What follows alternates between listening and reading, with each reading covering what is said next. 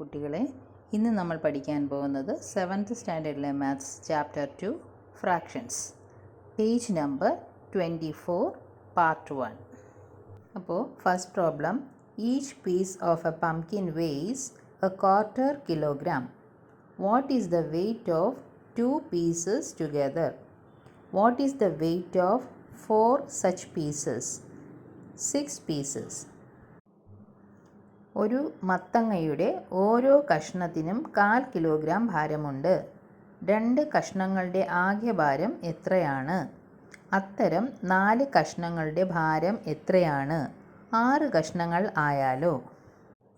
Answer: the weight of 1 piece of pumpkin equal 1/4 kilogram.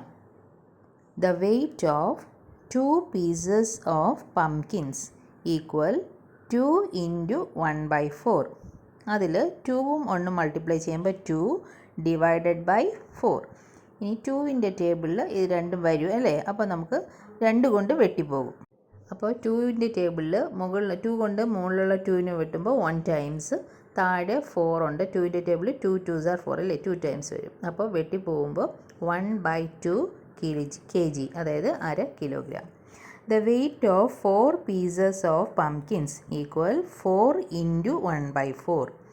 4 into 1 എത്രയാണ്? 4 divided by 4. അപ്പോൾ 4ഉം 4ഉം വെട്ടിപ്പോകും അല്ലേ? അപ്പം ആൻസർ 1 kg.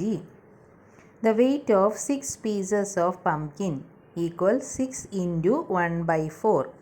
അപ്പോൾ 6 into 1 6 ഡിവൈഡഡ് ബൈ 4. 2വിൻ്റെ ടേബിളിൽ 6ഉം 4ഉം വരും. അപ്പോൾ 2 കൊണ്ട് 6നെ വെട്ടിപ്പോകും. എത്ര ടൈംസ്? 3 ടൈംസ്. 3 2s are 6. ഇനി 4നെ 2 കൊണ്ട് വെട്ടിപ്പോകുമ്പോൾ 2 2s are 4. അപ്പോൾ 3/2 എന്ന് കിട്ടും.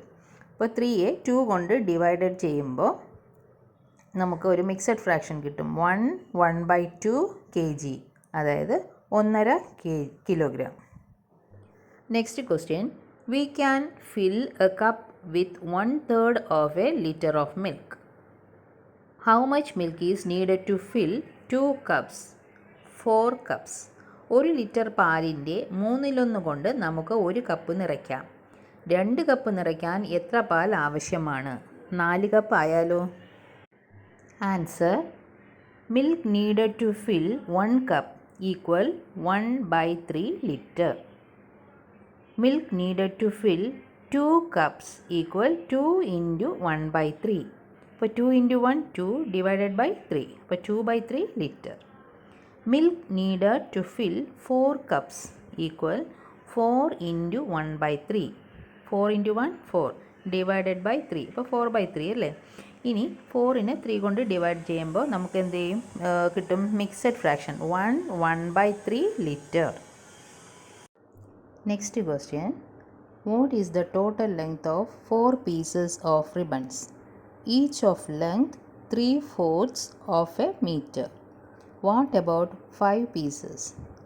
ഒരു മീറ്ററിൻ്റെ 4/3 നീളമുള്ള 4 റിബണുകളുടെ ആകെ നീളം എത്രയാണ്? 5 കഷ്ണങ്ങളുടെ നീളമോ? അപ്പോൾ 3/4 എന്ന് പറയുമ്പോൾ നമുക്ക് എങ്ങനെ എഴുതാം? 3/4. ആൻസർ നോക്കൂ. Total length of 1 piece of ribbon equal 3/4 meter. Total length of 4 pieces of ribbon equal 4 into 3/4. ഇതിൽ 4ഉം 4ഉം വെട്ടിപ്പോവും. അല്ലെങ്കിൽ നമുക്ക് ഇങ്ങനെ എഴുതാം, 4ഉം 3ഉം ഇൻറ്റു മൾട്ടിപ്ലൈ ചെയ്യുമ്പോൾ 12/4.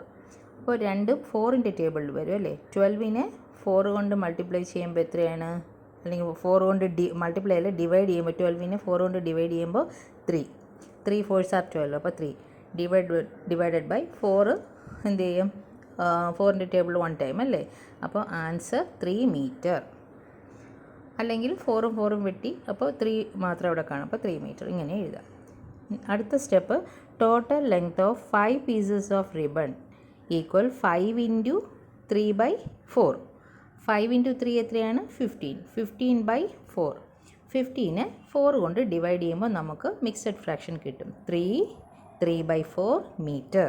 Next question, it takes 1/4 hour to walk around a playground once. First question, how much time does it take to walk 4 times around at this speed? Second one, what about 7 times? ഒരു കളിസ്ഥലം ഒരു തവണ ചുറ്റിക്കറങ്ങാൻ 1/4 മണിക്കൂർ എടുക്കും, അതായത് 1/4 മണിക്കൂർ. ആദ്യത്തെ ചോദ്യം, ഈ വേഗതയിൽ 4 തവണ നടക്കാൻ എത്ര സമയമെടുക്കും? രണ്ടാമത്തെ ചോദ്യം, 7 തവണ ആയാലോ? Answer, time taken to walk 1 time around a playground equal 1/4 hour. First sub-question, time taken to walk 4 times around a playground equal 4 into 1/4. അപ്പോൾ 1 into 4 4, താഴെ ഡിവൈഡഡ് ബൈ 4. ആ 4ഉം 4ഉം വെട്ടിപ്പോകും. അപ്പോൾ ആൻസർ എത്രയാണ്? 1 hour. Second sub question, time taken to walk 7 times around a playground equal 7 into 1/4. 7 into 1 എത്രയാണ്? 7 divided by 4. 7നെ 4 കൊണ്ട് divide ചെയ്യുമ്പോൾ എത്ര കിട്ടും? 1/3/4 hour, അതായത് 1.25 മണിക്കൂർ.